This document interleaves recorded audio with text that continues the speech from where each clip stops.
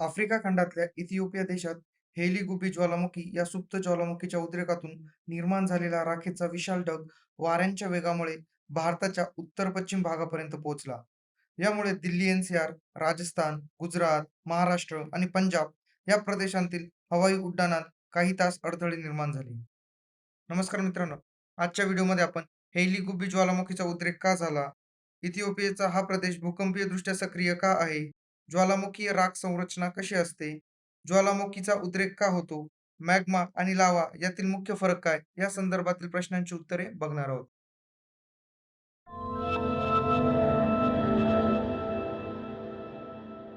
हेलिगुबी ज्वालामुखी इथिओपियाच्या अफार प्रदेशात स्थित आहे. हा एक सुप्त म्हणजेच डॉर्मंट ज्वालामुखी असून जवळपास 10,000 ते 12,000 वर्षांनंतर याचा पहिल्यांदा उद्रेक झाला. हा प्रदेश पूर्व आफ्रिका रिफ्ट प्रणालीचा एक भाग आहे.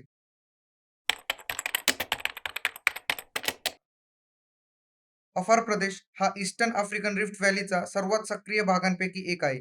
येथे टेक्टोनिक प्लेट्स वेगळ्या होत असल्याने पृथ्वीचा पृष्ठभाग सतत हलतो. त्यामुळे येथे वारंवार भूकंप, फॉल्ट लाईन क्रिया आणि ज्वालामुखीय उद्रेक आढळतात.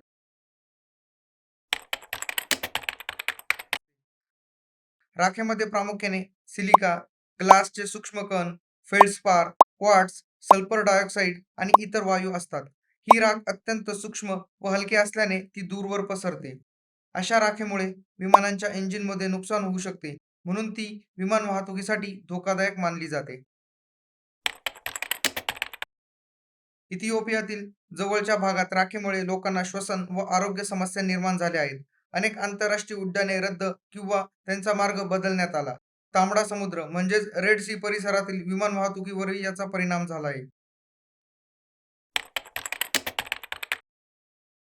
पृथ्वीच्या केंद्राकडे जसे आपण खाली जातो, तसतसे तापमान वाढते. यालाच भूतापीय प्रवणता म्हणजेच जिओथर्मल ग्रेडियंट असे म्हणतात.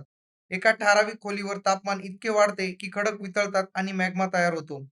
मॅग्मा आजूबाजूच्या घनखडकांपेक्षा हलका असल्याने तो वर सरकतो. वर येणारा मॅग्मा मॅग्मा चेंबरमध्ये जमा होतो, जे साधारणतः पृथ्वीच्या पृष्ठभागापासून 6 ते 10 किलोमीटर खोलीवर असतात.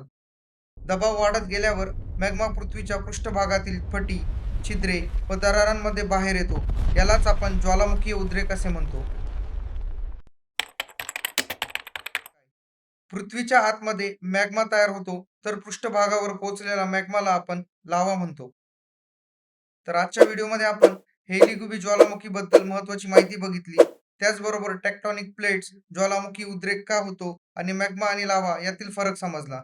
सरळ सेवा, रेल्वे, तलाठी, वनरक्षक, पोलीस भरती, अग्निवीर, एस-एस-सी-जी-डी, एम-पी-एस-सी, यू-पी-एस-सी यांसारख्या स्पर्धा परीक्षांमध्ये विचारला जाणारा संभाव्य प्रश्न तुमच्यासाठी.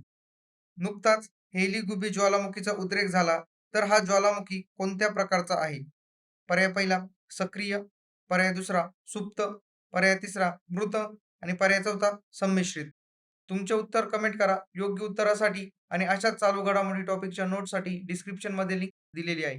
तुम्हाला आजचा व्हिडिओ आवडला असल्यास या व्हिडिओला जास्तीत जास्त लाईक करा. हा व्हिडिओ तुमच्या मित्रांना शेअर करा आणि TCS9 या आपल्या चॅनलला सबस्क्राईब करा. पुन्हा भेटूया एखाद्या नवीन टॉपिक सोबत. तोपर्यंत जय हिंद, जय महाराष्ट्र.